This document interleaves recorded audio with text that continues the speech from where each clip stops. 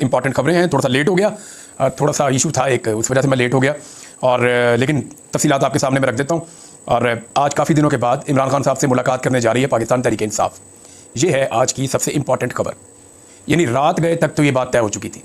सुबह जब मेरी पाकिस्तान तहरीक इंसाफ के लोगों से बात हुई फजर के बाद, तो तब भी उन्होंने कहा कि जी बिल्कुल पाकिस्तान तहरीक इंसाफ को ये इन्फॉर्म कर दिया गया है कि इमरान खान साहब से आज मुलाकात होगी। तहरीक इंसाफ ने 3 लोगों के नाम दिए हैं। ये मुलाकात बहुत इंपॉर्टेंट है। एक मुलाकात के अंदर जा रहे हैं सलमान अकरम राजा साहब, जो सबसे इंपॉर्टेंट शख्सियत है, क्योंकि आईनी तरमीम के हवाले से जो कानूनी नुकात हैं वो सलमान अकरम राजा साहब रखेंगे। इमरान खान साहब उनको बहुत संजीदगी से सुनते हैं। उसकी वजह यह है कि सलमान अकरम राजा साहब की अपनी सलाहियत भी बहुत ज़्यादा है, इसलिए उन्हें पार्टी का सेक्रेटरी जनरल भी इमरान खान साहब ने बनाया। तो अब सलमान अकरम राजा साहब जो हैं वो हैं, उनके अलावा बैरिस्टर गौहर जो चेयरमैन है पार्टी के, और हामिद रज़ा काज़मी साहब। पाकिस्तान तहरीक इंसाफ की जो पॉलिटिकल कमेटी की मीटिंग हुई रात को, उसमें तहरीक इंसाफ ने कुछ चीज़ें तय की हैं और कुछ चीज़ें उनको बताई गई हैं। एक तो उन्हें बताया गया फजल रहमान साहब के हवाले से, ये बड़ी इंपॉर्टेंट इन्फॉर्मेशन है, और दूसरा बताया गया कि पाकिस्तान तहरीक इंसाफ को अब हिकमत अमली क्या रखनी चाहिए। अब चंद सवाल पैदा होते हैं कि क्या पाकिस्तान तहरीक इंसाफ के तीनों लोगों को इमरान खान साहब से मिलने दिया जाएगा, या फिर किसी एक शख्स को चुनकर इमरान खान साहब से मिलने दिया जाएगा। यानी अगर खाली बैरिस्टर गौहर को मिलवाया जाता है तो पाकिस्तान तहरीक इंसाफ में बहुत से तहफ़्फ़ुज़ात हैं, और उन्हें यह लगता है कि बैरिस्टर गौहर अंदर से जो कुछ सुनते हैं वो बाहर आके उस तरह से नहीं बताते। ये पाकिस्तान तहरीक इंसाफ के अंदर सोच है। मुझे कहने में कोई आड़ नहीं है, क्योंकि उनके लोग ऑफ द रिकॉर्ड बताते हैं कि हमें जनाब चंद लोगों पे एतबार नहीं है, जिन पे बैरिस्टर गौहर साहब भी हैं। वो अंदर से इमरान खान साहब कोई बात अगर बताकर भेजते हैं तो वो बाहर आकर उसका डंगी निकाल देते हैं, या उसको बिल्कुल नीचे ले आते हैं खान साहब के कहने को, और जिस तरीके से वो बयान करते हैं उसका फ़ायदा नहीं रहता। अब जो चीज़ें तय हुई वो ये हुई कि बाहर आने के बाद जो प्रेस टॉक है वो सिर्फ सलमान अकरम राजा साहब करेंगे। ना वो प्रेस टॉक बैरिस्टर गौहर करेंगे, ना वो हामिद रज़ा काज़मी साहब करेंगे, ना कोई और करेगा। ये प्रेस टॉक सलमान अकरम राजा साहब करेंगे। लेकिन क्या सलमान अकरम राजा साहब को इमरान खान साहब से मिलने दिया जाएगा, अभी जब मैं वीडियो रिकॉर्ड कर रहा हूँ अब तक तो नहीं पता। लेकिन इस वक्त सलमान अकरम राजा साहब अपनी ज़मानत के लिए अदालत में गए हुए हैं, क्योंकि कोई भी शख्स जिसकी बेल ना हुई हो, उसके ऊपर मुकदमा हो, उसको फिर जेल में मुलाकात की इजाज़त नहीं देते। खासतौर पर इमरान खान साहब से तो बिल्कुल ही मिलने नहीं देते। तो सलमान अकरम राजा साहब को अपनी बेल करवानी पड़ेगी फौरी तौर पर, और बेल करवा के उनको फ़ौरन जाना पड़ेगा ये बता के कि जनाब मेरी बेल हो गई है और मैं आ गया हूँ, अब जेल में मिलने के लिए मेरी इमरान खान साहब से मुलाकात करवाई जाए। इमरान खान साहब के सामने क्या रखना है, ये बताने से पहले मैं आपको बता देता हूं कि पाकिस्तान तहरीक इंसाफ की पार्टी में रात को चीज़ें क्या डिस्कस हुई। तहरीक इंसाफ की जो पॉलिटिकल पार्टी है उसमें ये ब्रीफिंग दी गई, और कुछ झगड़ा भी हुआ चंद लोगों का। यानी जो लोग पाकिस्तान से बाहर बैठे हुए उनको ताने दिए गए पाकिस्तान में मौजूद लोगों की जानिब से कि जनाब आप पाकिस्तान आए ना, फिर बाहर बैठ के बातें करना बड़ा आसान है, ये कहा गया। तो इसमें जो पाकिस्तान तहरीक इंसाफ के बाहर मौजूद लोग हैं उन्होंने बड़ा क्लियरली कहा कि जनाब आप ये वाली सहूलतें जो आपको पाकिस्तान में मैसर हैं, ये आप हमें भी ले दें, हम आ जाते हैं पाकिस्तान। आप आज़ाद भी फिरते हैं, आप इंजॉय भी कर रहे हैं, आप लंदन भी जाते हैं, यूरोप भी जाते हैं, आप अमेरिका भी जाते हैं, आपका जब दिल करता है जिस मर्जी मुल्क में चले जाते हैं। आपके नाम ECL में मौजूद नहीं है, हमें तो निशान इबरत बनाया गया है, और हमारे पीछे तो रियासत हाथ धोकर पड़ी हुई है। तो आप में और हम में फ़र्क है, आप ये फ़र्क ख़त्म कर दें, हम पाकिस्तान अभी आ जाते हैं। और अगर पाकिस्तान आकर हमने गिरफ्तार होना है या किसी जिंदान में चले जाना है तो इससे बेहतर नहीं है कि हम पार्टी के लिए काम करते रहें। और अगर पाकिस्तान आकर हमने फौरी तौर पर कहीं अगवा हो जाना है और लंबे अरसे तक पता ही नहीं चलेगा कि कहाँ गया, तो इससे बेहतर नहीं है कि हम बाहर बैठ के काम करते रहें। कम से कम बोलते तो रहेंगे, कम से कम पार्टी के लिए कुछ ना कुछ बाहर बैठ के तो कर रहे हैं। यानी जो लोग बाहर मौजूद हैं आपने उन्हें देखा नहीं। अब यानी जुल्फी बुखारी अगर पाकिस्तान में होते तो किसी काम के ना होते, लेकिन वो पाकिस्तान से बाहर हैं। दुनिया का कोई मुल्क उन्होंने छोड़ा हो जहाँ पे उन्होंने इमरान खान के लिए आवाज़ ना उठाई हो। कासम सूरी जब से गए हैं वो एक के बाद एक बाहर से एक्टिविटीज़ करते हैं, पॉलिटिकल एक्टिविटीज़ करते हैं, वो एहतजाज को लीड करते हैं, पार्टी के लिए फंडिंग बेशुमार चीज़ें वो कर रहे होते हैं। इसी तरह जो शहबाज गिल है वो इतनी बड़ी आवाज़ बन गए पाकिस्तान तहरीक इंसाफ की, वो अगर पाकिस्तान में होते तो ये आवाज़ ही ना होती। तो ये चीज़ें सबको समझनी पड़ेंगी कि हर एक का एक जैसा काम नहीं होता, सबको अपनी अपनी डोमेन में रहकर काम करना होता है, और सबके लिए हालात एक जैसे होते भी नहीं हैं, सबके लिए मुश्किलात अलग अलग होती हैं। तो बहरहाल ये वहाँ चीज़ें हुई, और जो चीज़ें तय पाई उनमें एक चीज़ ये है कि बताया गया कि फजल रहमान साहब कुछ कमज़ोर और ढीले पड़ते हुए दिखाई दिए। उसकी वजह ये बताई गई कि फजल रहमान साहब ने कहा कि जनाब मेरे मुसवदे के बहुत करीब पहुँच गई है हुकूमत, चंद चीज़ें छोड़ के बाकी चीज़ों पर इत्तफाक़ राय हो गया है। अब मेरी पार्टी के बंदे भी तोड़ दिए गए हैं, अगर मेरी पार्टी के बंदे तोड़कर वो आईनी तरमीम करवा लेते हैं तो मेरे लिए बड़ी शर्मिंदगी की बात है। तो फजल रहमान साहब की बातों से ऐसा लग रहा था जैसे वो पाकिस्तान तहरीक इंसाफ को चाह रहे हैं कि अब मिलकर ये आईनी तरमीम कर लेते हैं। तहरीक इंसाफ का इशू ये है, उन्होंने कहा ये चीज़ें तो इमरान खान के सामने रखनी पड़ेगी। तो फिर फजल रहमान साहब ने बात की गवर्नमेंट से, गवर्नमेंट बार बार जाती है फजल रहमान साहब के पास, तो जब गवर्नमेंट से बात की गवर्नमेंट ने कहा ठीक है जी कर लें, करना चाहिए, इमरान खान से भी मुशावरत कर लें। अब इमरान खान साहब से मिलने के लिए लोग जा रहे हैं। तय ये पाया है कि सलमान अकरम राजा साहब बाहर आके बात करेंगे, बैरिस्टर गौहर बात नहीं करेंगे। नंबर 2 तय ये पाया है कि फजल रहमान साहब के बारे में इमरान खान का कोई स्टेटमेंट जारी नहीं किया जाएगा, क्योंकि फजल रहमान साहब का जो कल का रवैया था मुलाकात में, उससे कुछ शुबा हुआ पाकिस्तान तहरीक इंसाफ के लोगों को कि शायद फजल रहमान साहब कमज़ोर पड़ रहे हैं, और उन्हें ताकतवर हल्कों की जानिब से पैगाम भी दिया गया है कि मौलाना साहब ये फ़ायदा आप भी ले सकते हैं, आपके लोग भी ले सकते हैं। तो आपने फायदा नहीं लेना तो आपके लोगों ने ले लेना, आईनी तरमीम तो हमने करवा लेनी है, जैसे तैसे करके मार धाड़ करके। अब ये है अब तक की सिचुएशन। अब आ जाए कि इमरान खान साहब कहां खड़े। देखिए इमरान खान साहब तो इस असेंबली को नहीं मानते। वो कहते हैं जी जाली फार्म 47 की ये असेंबली है, इनके पास तो आईनी तरमीम क्या, ये तो कानून साजी करने का इख्तियार नहीं रखते, इनके पास तो सादा अक्सरियत नहीं है, 2/3 अक्सरियत तो मेरे पास है। इमरान खान साहब ये समझते हैं। तो इमरान खान साहब कहां खड़े हुए? वो खड़े हुए 4 तारीख पे। 3 अक्टूबर को उनसे आखिरी मुलाकात हुई थी। तब उन्होंने कहा था कि जनाब आपने इस्लामाबाद एहतजाज करना है, लाहौर एहतजाज करना है, डी चौक पे पहुंचना है और एहतजाज को जारी रखना है। उन्होंने पूरा एक प्लान दिया था इंतजार मंजूता साहब को, और उन्होंने उस प्लान के ऊपर इंप्लीमेंट करवाना था। उन्होंने पार्टी को बताया भी, पार्टी के लोगों ने गुस्सा भी किया कि जनाब ये आप क्या प्लान लेकर आ गए इमरान खान से, हम एहतजाजों के लिए रह गए। इस तरह की बातें लोगों ने की हैं।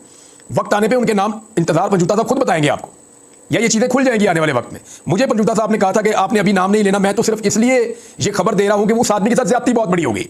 10 दिन हो गए हैं, अब 11वां दिन है, इंतजार पंजूता साहब का पता ही नहीं चल रहा। उनका भाई कभी इधर भागता है, कभी उधर भागता है, कभी इधर फोन करता है, कभी वहां से पता करता है।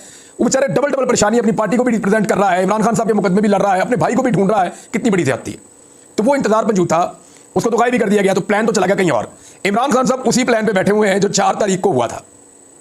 वो तो इनकलाब लेकर आ रहे थे, और इमरान खान साहब का प्लान ये था कि किसी सूरत भी आईनी तरमीम के ऊपर एक कदम आगे नहीं बढ़ने देना। लेकिन इस्लामाबाद में क्या हुआ, डी चौक में क्या हुआ, खैबर पख्तूनख्वा हाउस में क्या हुआ इस्लामाबाद में, फिर अली अमीन गंडापुर साहब दूसरी मरतबा गायब हो गए, वो क्या हुआ। फिर वो वापस आके उन्होंने एक अजीबोगरीब कहानी सुना दी कि वो पहाड़ियां क्रॉस करते रहे, वो अजीबोगरीब है, वो तो समझ से बाहर है। अब ये सारी चीज़ें इमरान खान साहब तो वहाँ खड़े हैं। ये आईनी तरमीम, मुसव्वदे, मीटिंग्स, कमेटियों में बैठना, ये तो इमरान खान की पॉलिसी नहीं थी। अब जब उनके सामने मुसव्वदा जाएगा तो मेरी परसेप्शन ये है, मुझे जो आइडिया है वो ये है कि इमरान खान साहब इस तरमीम का हिस्सा नहीं बनेंगे, तो मुझे ऐसा लगता है। और अगर सलमान अकरम राजा साहब उन्हें मना भी लेंगे तो चंद चीज़ों का हिस्सा तो वो बिल्कुल नहीं बनेंगे। ये जो 5 जजेस की बात की जा रही है ना, ये बड़ी खौफनाक बात है। इस पर हामिद खान साहब ने अपना एक रिएक्शन भी दिया, वुकला ने भी दिया। वुकला कैटेगोरिकली कह रहे हैं कि जस्टिस मंसूर अली शाह हमारे आने वाले चीफ जस्टिस ऑफ पाकिस्तान है, हम इनके अलावा नहीं मानते हैं। और आईनी तरमीम करनी है तो 26, 27, 28, 29 तारीख को कभी भी करने बाद में, ये 25 से पहले करना इसलिए जरूरी है कि कादी फायदी साहब इसको सपोर्ट करेंगे, और 25 से पहले करना इसलिए जरूरी है कि अपनी मर्जी का चीफ जस्टिस लाया जा सके। मंसूर अली शाह साहब इस वक्त एस्टेब्लिशमेंट को और हुकूमत को कबूल नहीं है, और मंसूर अली शाह साहब मेरिट के ऊपर, सीनियरिटी की बेस के ऊपर एक जज के तौर पे आ रहे हैं। अब मामला यह है कि अगर 5 में से चुनना है तो चुना जाएगा जस्टिस अमीनुद्दीन खान साहब को। अब हामिद खान साहब ने कहा कि अमीनुद्दीन खान जैसे चमचे को चौथे नंबर से उठाकर चीफ जस्टिस नहीं बनने देंगे, ये भी उन्होंने कहा। फिर वुकला ने फजलुर रहमान साहब को बताया, फजलुर रहमान साहब को वुकला ने आगाह किया, उन्हें कहा कि हम जजों की तकर्री के तरीकाकार को तब्दील नहीं होने देंगे। यानी जज जैसे पहले तकर्री होती है सीनियरिटी बेस पे, वही रहेगी। लेकिन अगर आपने 5 जजों में से एक को चीफ जस्टिस बनाना है तो जो टॉप के 5 जजेस हुआ करेंगे ना, वो हर वक्त हुकूमत को खुश रखने के चक्कर में रहा करेंगे। वो हुकूमत को फोन करके पूछते रहा करेंगे, सर कोई हुक्म बताएं क्या काम करना है। हर जज अपने आप को ज्यादा बेहतर और ज्यादा वफादार साबित करने की दौड़ में लग जाएगा। हर जज ये कोशिश करेगा कि मैं दूसरे जज से सबकत ले जाऊं सियासतदानों से वफादारी में, ताकि सियासतदान जब भी फैसला करने बैठे कि 5 में से कौन चीफ जस्टिस होगा तो मेरा कुरा निकला है, मेरा नाम निकला है। तो ये होगा उस वक्त मेरिट। अभी तो ये ना सीनियरिटी की बेस के ऊपर, और मेरिट पे भी इस वक्त जस्टिस मंसूर अली शाह जो हैं वो एक टॉप के जज हैं। पूरा पाकिस्तान जानता है जिस तरह के उन्होंने फैसले दिए हैं। कादी फायदी साहब तो बहुत पीछे रह जाते हैं, लेकिन बिलावल ने बड़ी तारीफें की अपनी तकरीर में। अच्छा, अब नंबर्स पे आ जाएं। पाकिस्तान तहरीक इंसाफ की जो पार्टी के अंदर मीटिंग हुई उसमें उन्होंने कहा जी हमारे कुछ लोग जो हैं वो कंप्रोमाइज़ हुए हैं, और हो सकता है कि फजलुर रहमान के बगैर भी या फजलुर रहमान के साथ भी ये नंबर पूरे करने में कामयाब हो जाएं, क्योंकि अब MNAs और सेनेटर्स कंप्रोमाइज़ हुए हैं। लेकिन इंटरेस्टिंग बात यह है कि जिनके ऊपर बेतहाशा जुल्म हुआ वो कंप्रोमाइज़ नहीं हुए।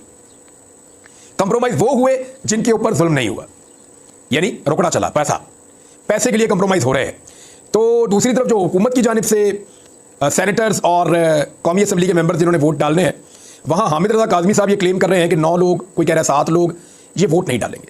वो ये कह रहे हैं कि वो तरमीम के हक़ में वोट नहीं डालेंगे, हुकूमत के वोट टूट चुके हैं।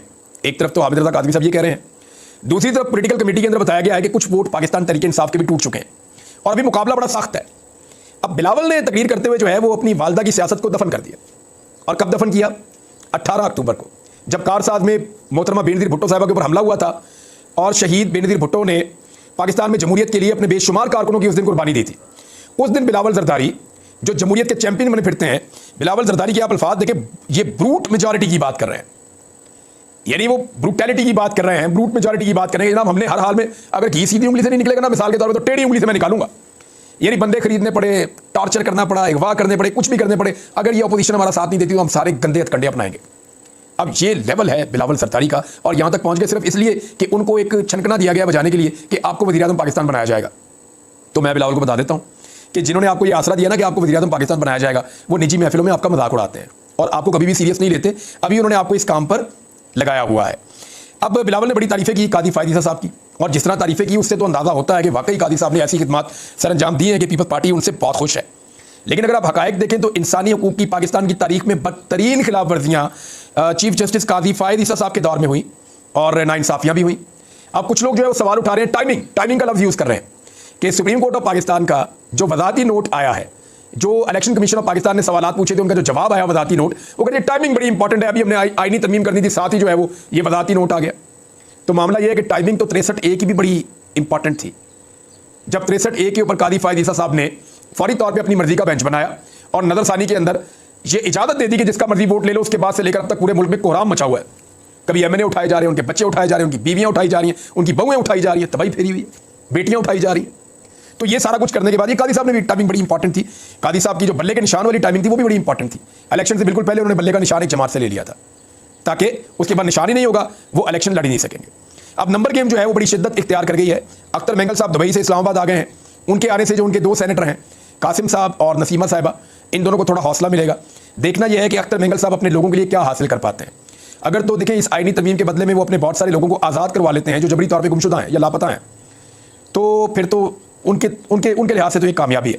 लेकिन इस आईनी तरमीम में जो चीज़ें होने जा रही हैं ना, वो बड़ी खौफनाक है। शुगर कोटेड करके ना इसके अंदर बहुत सारी चीज़ें शामिल की गई हैं। इसके अंदर ऐसी चीज़ें भी हैं जिसका फ़ायदा मिलिट्री एस्टेब्लिशमेंट को होगा, जिसका फ़ायदा PDM की जमातों को होगा, और जिसका शदीद नुकसान पाकिस्तान में जमहूरियत को होगा।